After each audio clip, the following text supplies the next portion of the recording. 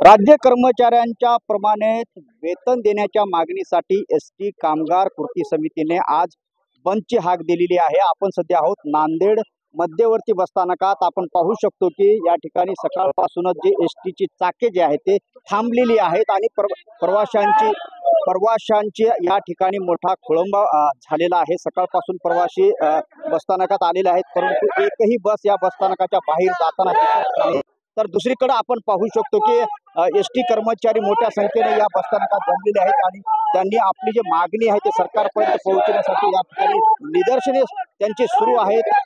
त्यांची जो मागणी आहे ते राज्य कर्मचारी यांच्याप्रमाणे त्यांना वेतन देण्यात यावं यासह इतर मागण्या देखील त्यांच्या आहेत। आपल्यासोबत काही कर्मचारी आहेत, त्यांच्याशी बातचीत करूयात। काय सांगाल, काय कोणत्या मागण्या आहेत आणि आताची काय परिस्थिती आहे? तुम्ही आमची सरकारने काही की आमच्या सोबत 7 तारीखला मीटिंग घेतली होती आणि 20 तारीख पर्यंत काही आमच्या पगारवाढीचा निर्णय घेतलो असं सांगितलेलं आहे। पण 20 तारीख पासून अद्यापर्यंत मुख्यमंत्र्यांनी आम्हाला वेळ दिलेला नाही। त्यामुळे कर्मचाऱ्यामध्ये असंतोष पसरलेला आहे। त्यामुळे पूर्ण महाराष्ट्रामध्ये आज बंदचं आंदोलन, धरणे आंदोलन करण्यात येत आहे आणि उत्स्फूर्तपणे सर्व कर्मचारी धरणे आंदोलनात समावेश झालेले आहेत। तरी सरकारने काही की त्याचा विचार करावा आणि लवकरात लवकर आमच्या मागण्या मान्य करावा।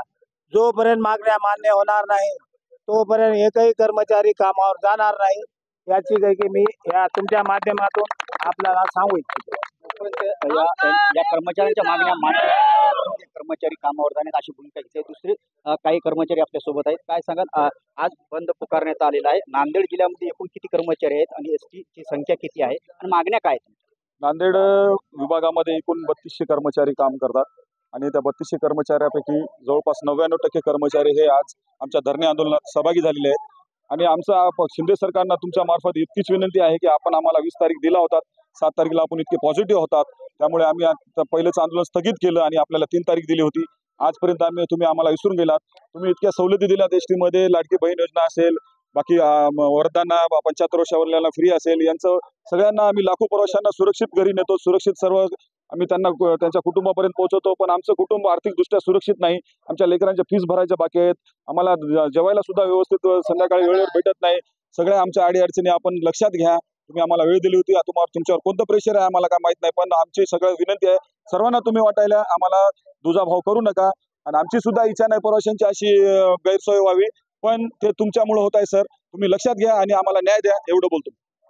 निश्चितच कर्मचाऱ्यांची अशी भावना आहे की सर्वांना तुम्ही देत आहात, इतर योजना आहेत ते राज्यभरात राबविण्यात येत आहेत, परंतु आमची जी आर्थिक परिस्थिती आहे त्याकडे कोण बघणार असा सवाल या कर्मचाऱ्यांनी उपस्थित केलेला आहे। संजय सूर्यवंशी, साम टीव्ही न्यूज, नांदेड।